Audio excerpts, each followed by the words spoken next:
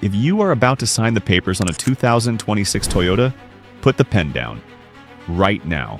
For decades, buying a Toyota wasn't a decision. It was a reflex. You wanted reliability? You bought a Toyota. You wanted resale value? You bought a Toyota. But as we settle into 2026, the king of reliability is facing a mutiny from its own engines. From the catastrophic failures of the twin-turbo V6s to the quiet admissions about their hybrid systems, the 2026 lineup isn't just new tech. It's becoming a gamble.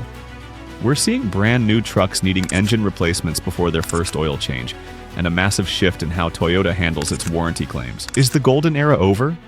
In this video, we are breaking down the 5 things seriously wrong with Toyota engines in 2026, and revealing exactly why smart buyers, the people who used to be Toyota loyalists, are suddenly hesitating. Buckle up, this might hurt.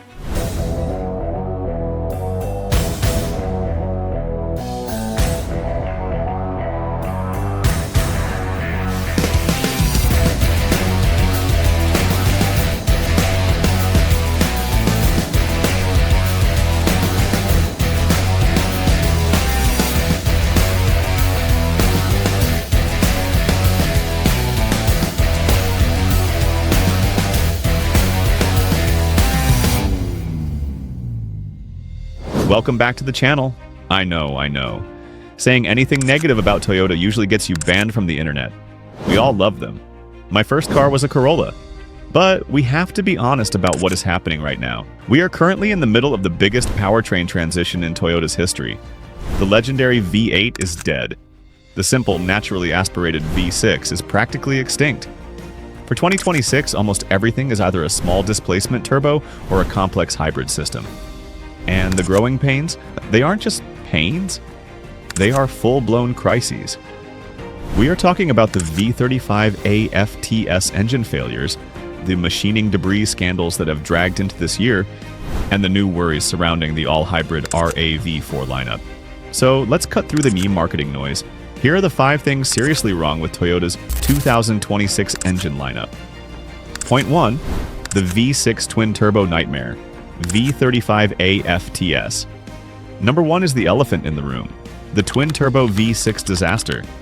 If you're looking at a Tundra, a Sequoia, or a Lexus LX or GX, you are looking at the V35 AFTS engine. By now, you've heard about the massive recall for the machining debris, metal shavings left inside the engine during manufacturing. Toyota promised this was fixed. They said it only affected early models. But here we are in 2026. And reports are still coming in. We are seeing 2024 and 2025 build dates, trucks that were supposed to be safe, suffering from main bearing failures. This suggests the issue wasn't just debris left by a messy factory. It points to a potential fundamental design flaw in the main bearings themselves under high boost pressures. For 2026 buyers, this is terrifying. You are paying $70,000 to $90,000 for a truck, and you have to wonder, is my engine a ticking time bomb? Toyota is replacing short blocks, but for many, the trust is already broken. If you tow heavy, that twin-turbo V6 is under immense stress that the old V8 simply shrugged off. Point 2. The 2.5-liter hybrid admission. The cracks in the hybrid armor. Toyota hybrids are supposed to be bulletproof, right? Generally, yes.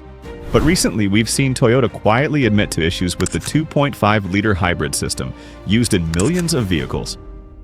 We've seen recent customer satisfaction programs, which is corporate speak for silent recall, regarding software updates and component upgrades to prevent hybrid system errors.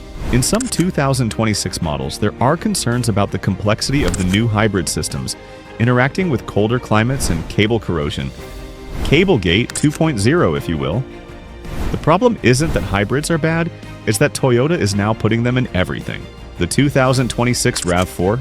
No more gas-only option, it's hybrid or nothing. When you force 100% of your production into a complex powertrain, your quality control has to be perfect. And right now, with supply chain rushes, it's simply not. Point 3. The Turbo 4 in heavy trucks. Number 3, the Turbo 4.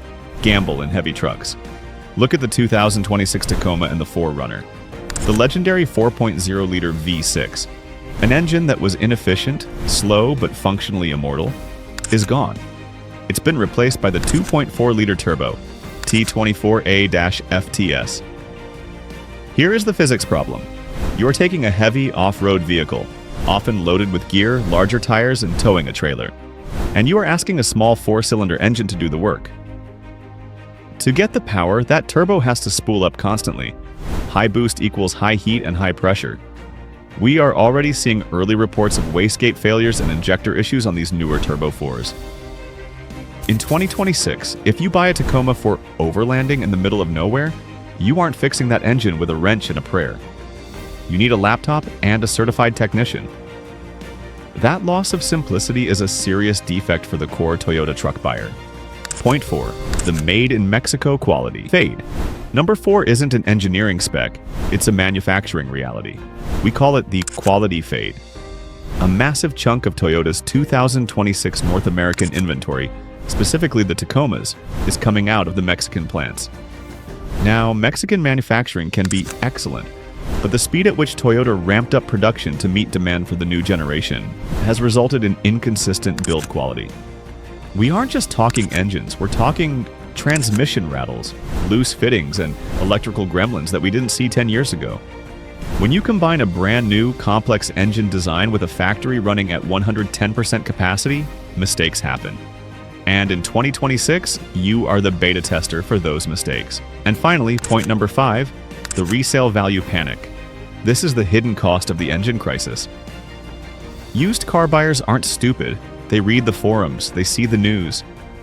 Right now, the value of older V8 Tundras and V6 4Runners is skyrocketing.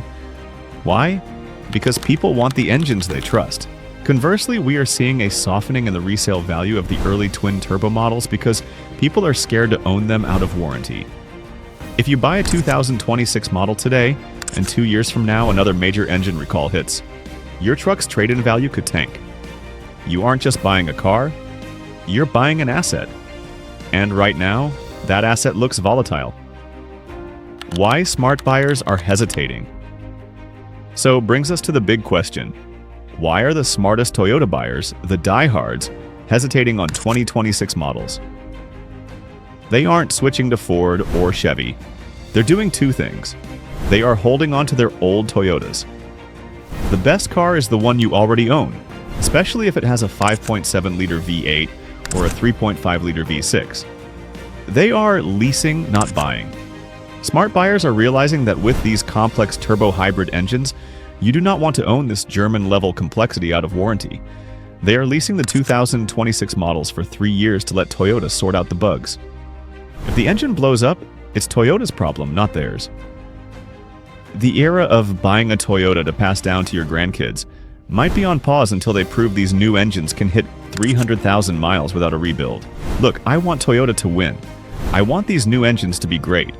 But in 2026, blind loyalty is a dangerous financial strategy.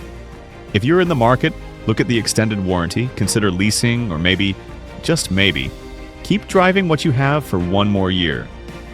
I want to know what you think. Would you trust the 2026 twin-turbo V6 with your money? Let me know in the comments below. If you found this honest breakdown helpful, please subscribe and like this video. It helps us keep telling the truth about cars. Thanks for watching, and I'll see you in the next one.